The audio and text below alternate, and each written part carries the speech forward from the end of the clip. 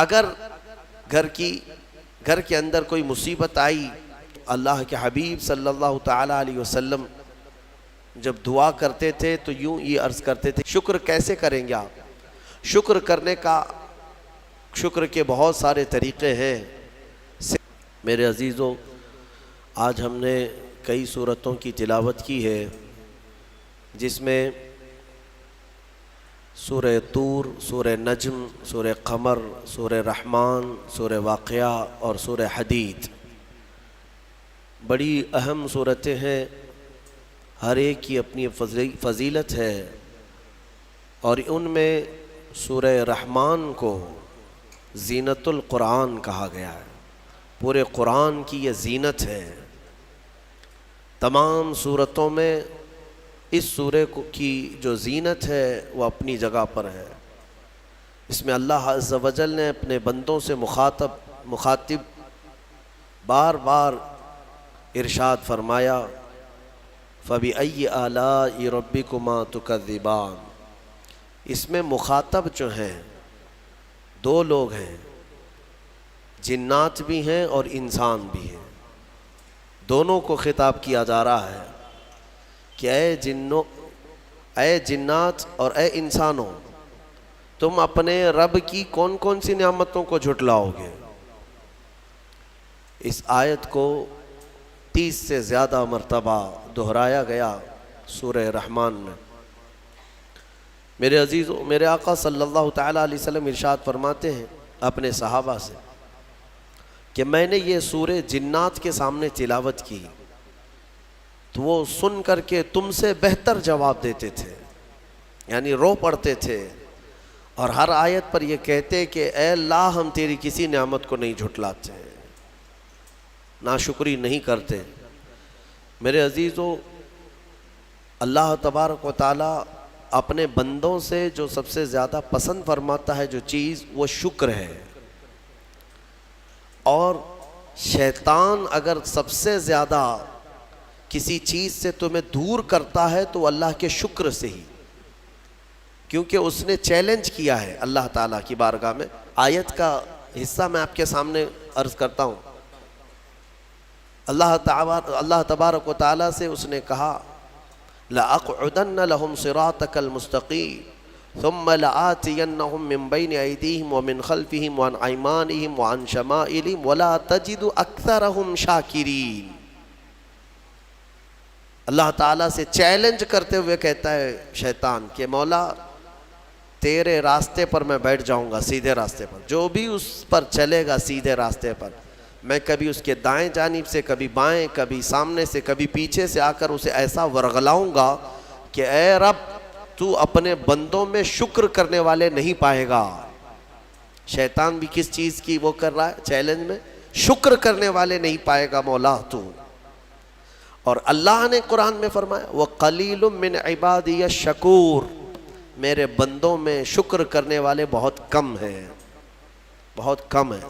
اب جب رحمان فرما رہا ہے تو پھر یہ جو انسانوں کی تعداد ہے، کوانٹیٹی ہے، اس میں اگر پرسنٹیج نکالا جائے تو وہ انگلیوں میں گنے جاتے ہیں جو شکر کرنے والے لوگ ہیں۔ شکر اس کی اللہ تبارک و تعالیٰ نے فرمایا، تم اگر شکر کرو گے، لَإِن شَكَرْتُمْ لَأَزِيدَنَّكُمْ، میں زیادہ دوں گا، وَلَإِن كَفَرْتُمْ إِنَّ عَذَابِي لَشَدِيدٌ، اور اگر تم ناشکری کرتے ہو میری نعمتوں کی تو پھر سمجھ لو کہ میرا عذاب بہت ہی سخت ہے۔ اللہ عز و جل اس چیز کو سخت ناپسند کرتا ہے کہ اس کی نعمتوں کا کوئی ناشکری کرے۔ اسی لیے میرے عزیزو، اللہ کے حبیب صلی اللہ تعالیٰ علیہ وسلم جب دعا کرتے تھے تو یوں یہ عرض کرتے تھے کہ مولا، تو اپنے شکر گزار بندوں میں میرا شمار فرما۔ سمجھ رہے آپ؟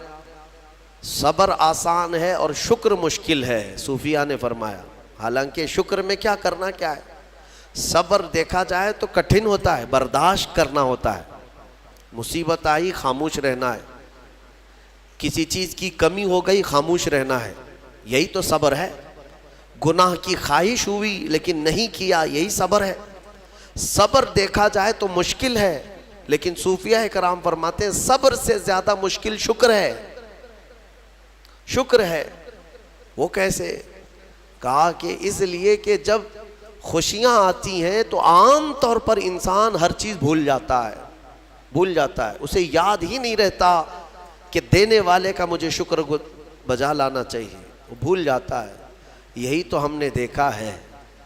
آپ تھوڑا سا تجزیہ کر کے دیکھ لیں اپنی زندگی میں, تھوڑا غور و فکر کر کے دیکھ لیں. ہمارے گھروں میں بھی جو کچھ بھی ایکٹیویٹیز ہوتی ہیں, جو معمولات چلتے ہیں, اگر گھر کے اندر کوئی مصیبت آئی تو آپ فاتحہ کروائیں گے, قرآن پڑھوائیں گے. میت ہو گئی تو کیا کریں گے؟ سب سے پہلے قرآن پڑھواتے ہیں. کسی کی بیماری ہو گئی, نزا کا وقت آیا, کسی کو بلایا, قرآن پڑھوا رہے. بہت سخت بیمار ہے, پانی پڑھ کر کے پھکوا رہے.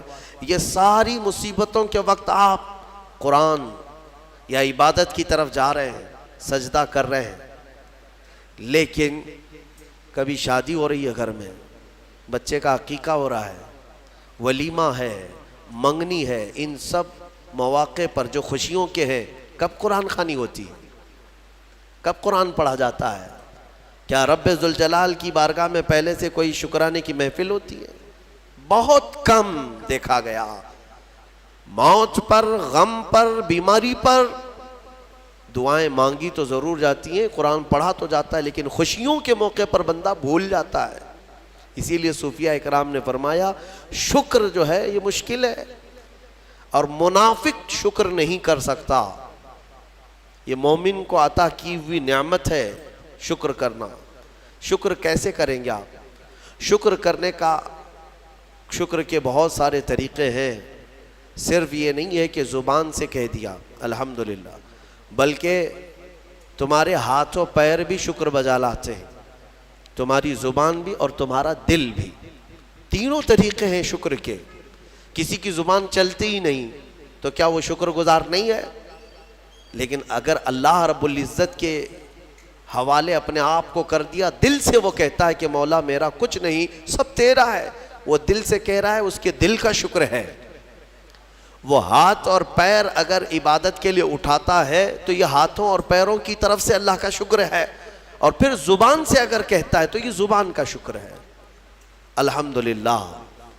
اور میرے عزیزو, اللہ تبارک و تعالیٰ کو شکر ہی پسند ہے, اور شکر کا جو سب سے بہترین لفظ ہے وہ کیا ہے؟ شکر کرنے کا اللہ کا سب سے بہترین لفظ کیا ہے؟ الحمدللہ. یہی ہے نا. آپ کو عادت ڈالی گئی ہے کہ کسی نے بھی اگر آپ سے پوچھا کہ طبیعت کیسی ہے تو آپ کیا کہتے ہیں؟ الحمدللہ. چاہے سر درد ہو ہی رہا ہو لیکن آپ کہتے ہیں الحمدللہ. یہ شکر کرنے کا سب سے بہترین لفظ کیا ہے؟ الحمدللہ. اب میں آپ کو بتاتا ہوں یہ سب سے بہترین لفظ ہے, اسی لیے دیکھو کہ اللہ نے اپنی کتاب, آخری کتاب قرآن بھی اپنے حبیب پر اتارا تو اس کا سب سے پہلا ورڈ کیا رکھا؟ الحمدللہ. الحمدللہ سے پورا قرآن شروع ہوا. پھر تم اگر مولا کی بارگاہ میں عبادت کے لیے کھڑے ہوئے, نماز کے لیے رکعت باندھے, امام اگر کہیں سے جہر میں شروع کیا تو کہاں سے؟ نماز میں بھی اگر امام قرات شروع کرتا ہے تو کہاں سے شروع کرتا ہے؟ الحمدللہ سے ہی شروع کرے گا. میرے عزیزو, اتنا ہی نہیں بلکہ روایتیں ملتی ہیں کہ آدم علیہ السلام کو جب پیدا کیا گیا اور ان کے جسم میں روح ڈالی گئی, آپ کو چھینک آئی, سب سے پہلے آپ کی زبان سے نکلا الحمدللہ. اس سے اندازہ کرو کہ میرا مولا شکر پسند کرتا ہے, شکر پسند کرتا ہے. اسی لیے 30 سے زیادہ مرتبہ تم سے پوچھ رہا ہے مولا کون کون سی نعمتوں کو جھٹلاؤ گے؟ تم اللہ رب العزت کے آگے سیرنڈر ہو جاؤ, سپرد ہو جاؤ کہ مولا نہیں, میں تیری کسی نعمت کا انکار نہیں کرتا. تمہیں اندازہ بھی نہیں ہے تمہارے پاس نعمتیں کیا کیا مولا نے دیا ہے, تمہیں اندازہ بھی نہیں ہے. وَإِن تَعُدُّوا نِعْمَةَ اللَّهِ لَا تُحْصُوهَا. اللہ فرماتا ہے اگر تم گننا چاہو گے اللہ کی نعمتیں, ہرگز گن نہیں سکو گے. کیسے گنیں گے؟ ایک بزرگ نے لکھا ہے کہ اگر کوئی طے کر لیا, توجہ چاہتا ہوں, شیخ سعدی رحمۃ اللہ علیہ کے حوالے سے یہ بات ملتی ہے، کسی نے طے کر لیا کہ میں اللہ کی ساری نعمتوں کا شکر بجا لاؤں گا، اس نے جو بھی میری نعمتیں دی ہیں سب نعمتوں کا میں شکر بجا لاؤں گا. ٹھیک ہے، تمہاری زبان اللہ نے دیا ہے، یہ ایک نعمت ہے، ناک نعمت ہے، کان نعمت ہے، آنکھ نعمت ہے، ہاتھ ہیں، انگلیاں ہیں، پورے جسم میں ایک ایک عضو اللہ کی نعمت ہے. پھر پلس اس کے علاوہ جینے کے لیے جو یہاں پر گھر دیا یہ نعمت ہے، زمین پر چلنے کی طاقت دی یہ نعمت ہے، اور سونے کے لیے ہمیں بستر دیا، پہننے کے لیے کپڑے دیا یہ نعمت ہے، رشتہ دار دیا یہ نعمت ہے، اولاد دیا یہ نعمت ہے، ماں باپ دیا یہ نعمت ہے، اچھے دوست دیا یہ نعمت ہے، اسلام دیا یہ نعمت ہے، ایمان پر رکھا یہ نعمت ہے، اپنے آخری نبی کی امت میں پیدا کی یہ نعمت ہے. یہ ہزاروں نعمتیں ہیں، لیکن اگر تم چلو طے کر لیتے ہو کہ میں اللہ کی ساری نعمتوں کا ایک ہی بات دیگرے شکر بجا لاؤں گا، اے اللہ تو نے مجھے زبان دی الحمدللہ، تو نے مجھے ناک دی الحمدللہ، سب نعمتوں کا شکر کرنے کا اگر کسی نے ارادہ کر لیا تو شیخ سعدی فرماتے ہیں تو پہلے وہ بیٹھ جائے، اس کو اللہ نے جو سانسیں دی ہیں نا یہ سب سے بڑی نعمت ہے. ایک سانس اندر جاتی ہے یہ نعمت، سانس باہر نکلتی ہے یہ نعمت. اگر تم نے سانس لے لیا نکلی نہیں باہر تو ختم ہو گئی تمہاری زندگی، اور سانس نکلی اندر لے نہیں پا رہے ہو یہاں پر بھی زندگی ختم.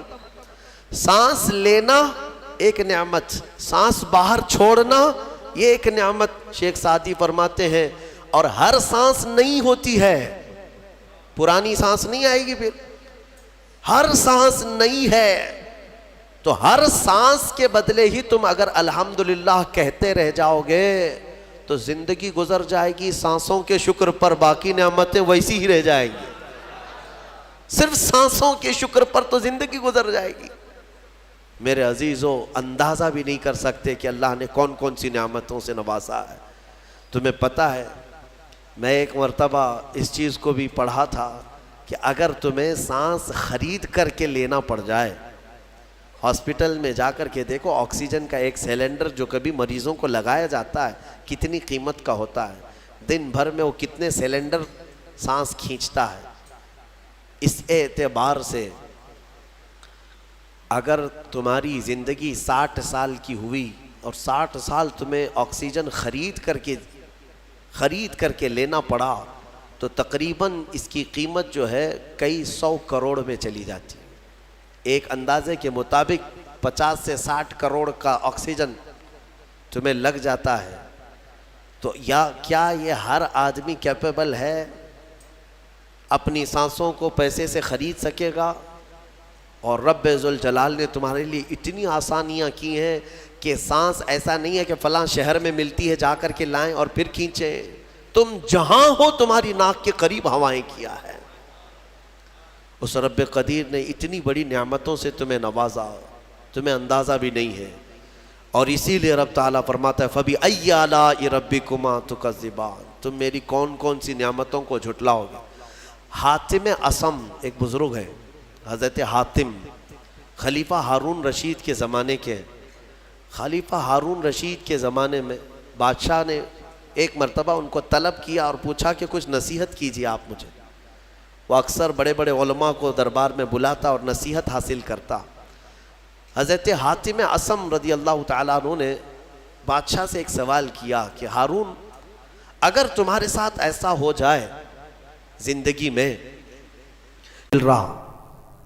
اور پیاس کی شدت ایسی ہے کہ تم بلک رہے ہو، اگر تم کو کوئی ایک گلاس پانی دینا چاہے اور وہ پیسوں میں دینا چاہے اور اس آدمی کے علاوہ کسی کے پاس پانی نہیں ہے، تم ایسی جگہ پر پہنچ گئے ہو جنگل میں یا صحرا میں، تو تم اس کو کتنے پیسے دے کر خرید سکتے ہو؟ ایک گلاس پانی وہ بہت بڑی قیمت لگا رہا ہے، تم کو اگر بہت شدت کی ضرورت ہے تو تم کتنا مال دے کر کے خریدو گے؟ خلیفہ ہارون رشید نے کہا میں اپنی آدھی سلطنت بھی دینے کو تیار ہو جاؤں گا ایک گلاس پانی، کیونکہ ضرورت ہے انسان کی، جان بچانا ہے. تو حاتم اصم نے کہا ٹھیک ہے تمہیں پانی تو مل گیا، کبھی ایسا ہوا تمہاری زندگی میں تم نے پانی تو پی لیا، پیٹ بھر کر پی لیا، پیٹ بھر کر کے، لیکن پانی اب نکلتا نہیں ہے، باہر نہیں نکلتا پانی، کوئی صورت ہی نہیں ہے کہ تمہارا پانی باہر آئے، پیشاب بند ہو چکا ہے۔ کوئی ایک حکیم ایسا ہے جو تم سے یہ کہے کہ میں تیرے پیٹ کا پانی باہر نکال دوں گا تو اسے کتنی قیمت دے گا؟ ہارون رشید نے کہا اس کو بھی میں اپنی آدھی سلطنت دے دوں گا، میرا پانی نکالتا ہے۔ تو حضرت حاتم اصم نے فرمایا ہارون تیری پوری سلطنت کی قیمت ایک گلاس پانی کے برابر ہے، اگر نہ ملے تو آدھی سلطنت اور مل جائے نکالنے کے لیے آدھی سلطنت، تو سوچ وہ رب ذوالجلال بغیر کسی قیمت کے روز تجھے پلاتا بھی ہے اور روز تیرے سے نکالتا بھی ہے، کتنی بڑی نعمت ہے تیرے لیے میرے